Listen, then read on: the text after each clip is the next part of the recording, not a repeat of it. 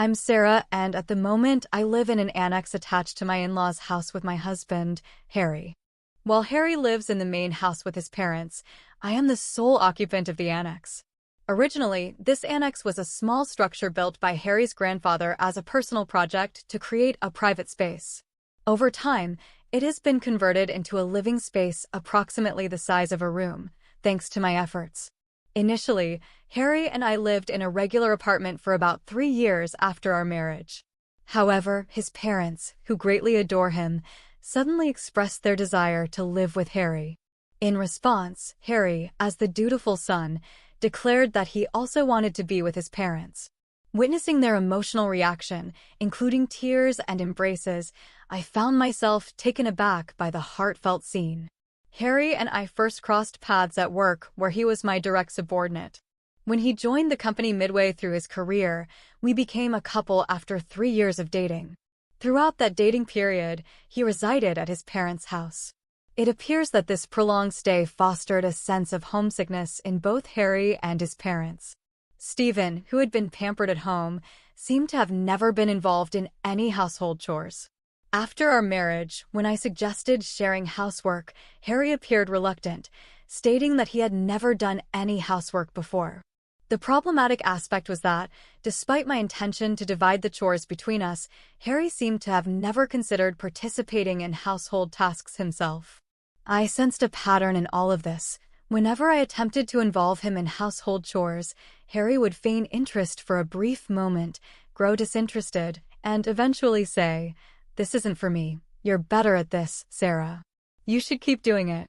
Both of us were employed, and given my higher position at work, I felt a greater need to share the household responsibilities. However, encouraging him to help often proved to be more time-consuming than handling everything myself. It reached a point where I found it less troublesome to manage everything alone. The dynamics shifted when I transitioned to remote work. Harry, seemingly surprised to find me at home every day initially, understood the change. He stopped complaining about my altered lifestyle, or so I thought. It became apparent later that he hadn't fully grasped the implications of my decision. Several years into my remote work, Stephen's parents suddenly visited our apartment, expressing a desire to live with him. Witnessing their emotional reunion, I felt a sense of isolation and bewilderment. Eventually, with Harry's wish to be with his parents, we made the decision to move into their house. Harry consistently chose locations close to his parents, whether it was for renting an apartment or selecting a job for me. Remote work made the location irrelevant, but his choices required us to uproot ourselves and quit our jobs. Upon settling into his parents' house, Stephen's mother expressed gratitude, saying, "Thank you for taking care of Harry all this time. From now on, I will take good care of Harry. Sarah, please take care of everything else." Initially, I interpreted this as a relief from doing housework for Harry. But soon, I realized her intentions were different. My mother-in-law's tasks involved preparing special meals exclusively for Harry, meticulously laundering only his clothes, ensuring his shoes and belongings stayed immaculate, and purchasing various items specifically for him. As for all other household chores, those for Harry's parents and myself, including cooking and laundry, were now solely delegated to me. Despite my ongoing commitment to work, now I found myself burdened with the responsibility of not only managing household chores for Harry's parents and myself, but also maintaining the cleanliness of the larger family house. The prospect left me disheartened. Despite my efforts, this cohabitation seemed to bring happiness only to Harry and his parents, with no apparent benefits for me. In fact, it felt like my burdens had increased. During one cleaning session, my father-in-law approached me with a request. He looked apologetic as he explained, "Sarah, I have a favor to ask. Could you contribute some money?" Confused, I inquired further. He elaborated, expressing his difficulty in asking Harry to contribute to household expenses for both of us. Apparently, Harry had worked hard, and it felt challenging to request financial contributions from him. Harry and I had previously agreed to share expenses like apartment rent and other living costs. However, Harry often tried to get me to pay for various items during our shopping trips, including unnecessary ingredients, alcohol, clothes, and accessories. When I resisted, he would act like a child denied a toy, calling me stingy. Despite these financial disagreements, I found comfort in the fact that apart from these issues, Harry didn't interfere much with my everyday life. This sense of comfort changed when we started living together, as Harry's mother began to disrupt my routine. Unlike Harry, she relentlessly interrupted my work at home, insisting I prioritize household chores. She would barge into my room, pulling on my clothes, making it impossible for me to focus on my work. Frustrated, I discussed the matter with Harry, anticipating him to take his mother's side. Surprisingly, Harry listened and promised to talk to his mother. I hoped for a compromise that would consider both our needs. Little did I know that Harry's idea of a compromise would involve banishing me to the annex, a new private room.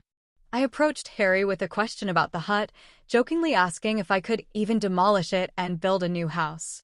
To my surprise, he casually replied, "You can even demolish it and build a new house if you want," taking his words seriously. I promptly began remodeling the hut according to my taste, engaged in cleaning, renovating, and changing wallpapers. I noticed that Harry never once showed his face despite being married. It became apparent that Harry had no intention of living in the remodeled hut with me. As I transformed the space, it dawned on me that within the family living trio, I was the only outsider. There were instances when I found myself alone at home, either when they went out to a barbecue restaurant or when I had to work overtime and missed out on shared meals. While these spirited plans were usually concocted by Harry's mother, it seemed clear that she might have been the driving force behind my exclusion, perhaps hoping I would quickly leave her son. Despite this, Harry had given me the freedom to do anything with the hut, and I took full advantage of it, engaging in DIY projects, installing new shelves, and personalizing the space. Interestingly, neither Harry nor his parents ever visited the hut after I moved out, although they must have been aware of my renovations. It seemed like I was no longer considered a part of their family, and they had no interest in my activities. Living away from the main house, especially without Harry's mother around, I began to relish the independence, almost like living alone. I found solace in the fact that staying in the hut prevented her from interfering with my work. Installing new locks and enhancing security during the renovation, I ensured that no one, not even Harry or his parents, could enter without my knowledge. It led me to reconsider if this new separation wasn't such a bad arrangement after all. However, it seemed my mother-in-law had anticipated my feelings. Unable to tolerate the treatment any longer, I found myself at a crossroads, contemplating my next move as I settled into the renovated cabin. My mother-in-law's desperation to drive me out became palpable. Her petty harassment started with leaving trash in front of my cabin on garbage day instead of at the collection site. Sometimes she would host barbecues in the garden without extending an invitation, intentionally wafting the smell of grilled meat towards my cabin. Despite her mild attempts, I couldn't help but smile at her futile efforts to push me away. Then one day, she summoned me to the main house under the pretense of leftover meat and potatoes. Sensing there was more to it, I went along.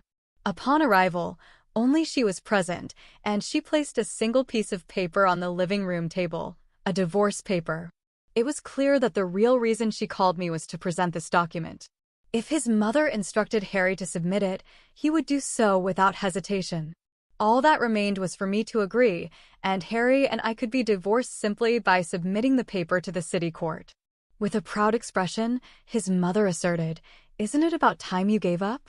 There's no reason for you and Harry to stay married anymore. Get out, you freeloading, unemployed woman." I was taken aback by her audacity, but her certainty in her plan only fueled my determination. Thrilled by the prospect of freedom, I eagerly asked to take the divorce paper, stating, "I'm going to the city court right now." "Thank you so much." My mother-in-law, who had likely expected me to resist divorce, was left dumbfounded by my unexpected response. Having submitted the divorce paper at the city court, I wasted no time in packing my belongings. Feeling it was necessary to inform Stefan's mother about the divorce, I headed to the main house and informed her that the process had been successful. Regarding the cabin I renovated, I assured her that I would leave it as is, and she was free to demolish it or use it as she pleased. My positive attitude about leaving surprised even my mother-in-law, who, though seeming happy about my departure, wished me luck. As I packed on the day of my departure, Stefan and his father, seemingly realizing that I was truly leaving, expressed concern, asking, "Are you really going? What will we do without Sarah?" I smiled and thanked them for letting me use the cabin. I explained that since there was no point in being married anymore and we were now divorced, it was time for me to move on. As I organized my belongings, I completed my move to a luxury apartment. A change I had been arranging for not long after settling into my new apartment. My mother-in-law called me awkwardly, saying, "Sarah, I need to ask you something." Cheerfully, I responded, "What's up? How's the cabin I'm using right now?" She then inquired about money, mentioning that Stefan had told her I was giving his father $33,000 a month. Confirming that it was true, I explained that despite her earlier accusation of being an unemployed freeloader, I was indeed working. She seemed surprised, thinking I had quit my job. I clarified that I hadn't quit, but left the company to become the president of a new company, setting up a remote work system. Her reaction was one of disbelief, and I sighed, realizing that even Stefan was unaware of my promotion. Considering his attitude since we started living together, it seemed he never truly thought of himself as a husband. When asked about my earnings, including my side job, I casually mentioned it was roughly around $2 million. I may have exaggerated a bit with the $2 million figure. It's just a hassle to explain the exact figures. With that much money, could you lend us some? Actually, father was laid off, and he kept it hidden. We've been managing somehow with the $3,000 you've been giving us. Neither Stefan nor I knew about it. It all made sense to me now. My father-in-law's words about it being pitiful to ask his son for money were just a pretense to get me to pay. He probably assumed I had money due to my superior position at our former company, and as a result, sweetly scammed me out of $3,000 a month under the guise of living expenses. In the end, I didn't mind. Too much since it allowed me to live peacefully in that quiet cabin while I'm divorced from Stefan now, so I don't have any connection with your family, right? When I asserted this, my mother-in-law pleaded that's not true to me and to Stefan, you're still family, come back to us. I immediately declined, recognizing the potential for being used again. Stepping back into a relationship with Stefan would bring me no benefits. We were now complete strangers, and I found it uncomfortable for them to keep calling me family. Besides, they were the ones who drove me out in the first place. I'm really enjoying my life alone now. It's pretty much the same as when I was married, mostly living alone though. Difference is back then I didn't spend money on myself, and $3,000 was taken from me every month. I prefer my current life much better. Goodbye. Then I ended the call without hesitation, not understanding why they thought I would return. For my mother-in-law, it must have been a last-ditch effort. In fact, Stefan's salary wasn't that great, and he had a habit of saying I can't do it and passing work to others. This trait, displayed in both our personal life and at the office, left him deemed unreliable, and he remained a regular employee without any salary increase on top of that. With his father laid off and his mother being a housewife, they couldn't maintain their large house and ended up selling it. Now the three of them are living in the cabin I renovated. While it's just right for one person, it must be quite uncomfortable for three people in that cramped space. Since then, I haven't thought about them and continue to live